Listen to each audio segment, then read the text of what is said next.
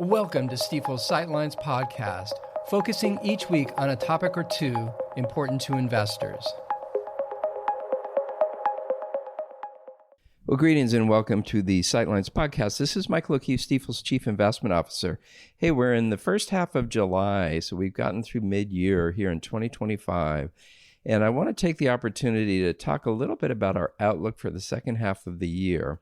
We don't do a super formal outlook like we do at the beginning of the year, but I want to offer some perspective on where we think things are headed in the context of where we've been so far in 2025. Now, most notably, I think, just to talk about the markets for a second, it's been kind of a wild ride as it relates to the equity market, where, basically investors started the year positive, a lot of optimism. We put a target on the S&P 500 for our outlook of 6,200, which would translate for the full year to a return of about 6.7%. So just think in terms of a little bit below 7%, which is, kind of a long-term average, what we expect.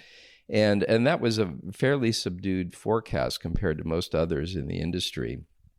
And then notably, really through the tariff announcements, some worries about geopolitics, and of course, military hotspots, especially in the Middle East, markets fell in April down and actually dropped. The S&P 500 dropped below 5,000. So everyone sort of stood around and said, well, gosh, those optimistic views seem a little bit out of reach now. And yet, the phrase that's often used is the market climbed a wall of worry. It's almost like investors have looked past some of these tensions. Maybe the tariff issues aren't so bad, or trade deals are going to get done. And of course, we've seen sort of a fragile peace present itself in the Middle East for at least a time. And long and short, basically, coincidentally, the market reached our target of 6,200 on June 30th, so right at the middle of the year. And so, of course, makes people wonder, well, gosh, is that overdone? Are we going to see markets go lower? And so that's kind of a motivation for us to anchor on that topic. Let's talk about that history a little bit. Let's talk in a little more detail. Let's talk about sort of this move that happened mid-year and then where we're headed. Now, of course, as I mentioned, the idea of military conflict remains unsettling in the sense, of course, we have the Russia-Ukraine situation, which is troubling. There doesn't seem to be a strong path towards peace. We do have the Israel-Iran situation where we have a fragile peace, and we'll assume that continues. So part of our outlook for the second half of the year is that things will stay stable, reasonably stable with Israel-Iran. In any event, a second sort of big factor that, as I mentioned, drove markets lower earlier in the year was tariffs and trade policy. And so it's notable that the deadlines, originally July, now extended, I think, to August. Essentially, the administration is doing what we thought they would do, which is to take those tariff threats and literally go around the world and try to negotiate trade deals with various counterparties. And so there's still a lot of news about that. There's still a lot of tension about that, but the administration sort of, in its own way, I don't know if methodically is a fair word, but powering through trying to get those negotiations done with those dramatic threats that, hey, we may impose these big, giant tariffs. And so, again, I think our view looking to the second half is that that will be better than people at least worry about, that the worries have been a little bit overdone. It's easy for that to happen given sort of media coverage and even the dramatic way that the administration communicates its intentions and its threats. But at the end of the day, we believe we'll see favorable trade deals negotiated basically with at least most countries that will calm everyone down as it relates to this issue. And by the way, mutes tariffs enough so that the risk to inflation or economic impact hopefully will be a little bit muted. So again, those are things where there's been a lot of worry, but the market seems to be looking past it.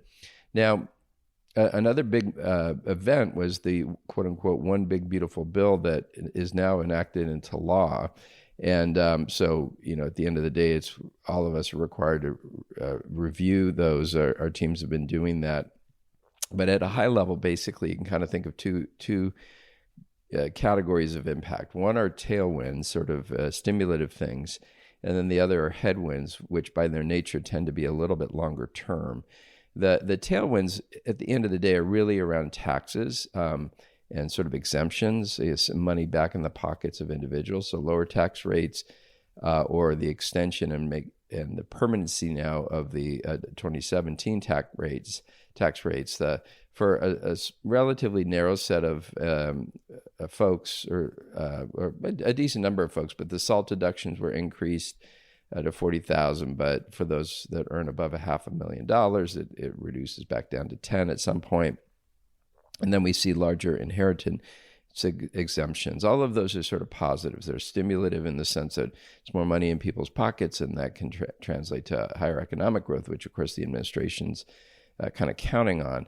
Now, the headwinds really relate much to a little bit to government cuts, and does that have an impact on the economy? But our view continues to be that the deficit's too big. So this bill came out, there's a deficit, it's adding to debt, and that issue needs greater attention, as we've talked about many times.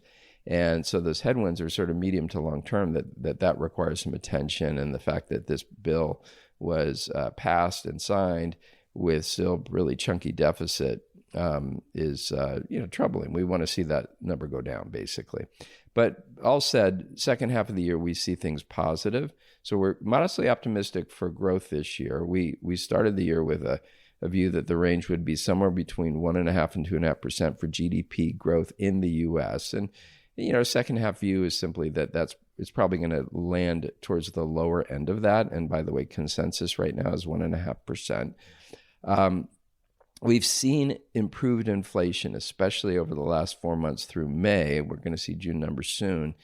And both CPI and PPI, basically numbers have come down below over that period, the Fed's 2% target. So things are setting up just for better inflation than people have been worried about. Obviously, the tariff issue, if it sprinkles its way through to the consumer, the producer, then those numbers can go north in a one-time way. But at the end of the day, right now, our view for the second half is that inflation cools further, gets closer and closer, if not down to the Fed's 2% target.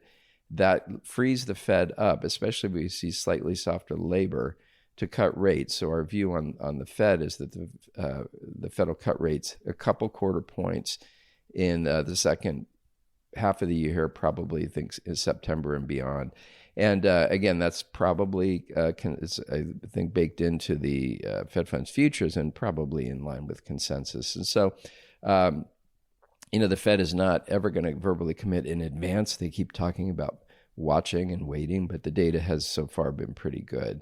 Now, with that, think of a modestly strong economy, slightly lower interest rates, and basically some stimulative effects of the spending bill. All that's contributing to a view that earnings will continue to grow in 2025. The current expected growth rate year over year is 9%. That's a pretty good level. It's above very long-term averages in our sort of forecast for the future long-term. And so as a result of that, we think the current levels are reasonable, and this sort of momentum that we've had, positive momentum, causes us to say, hey, our base case for the second half of the year is to end the year around 6,500. Now, I would describe it as a soft target in a couple of ways. One is it's not an exact number, it's directional. And just so think in terms of, another 5% between now and year end, something like that.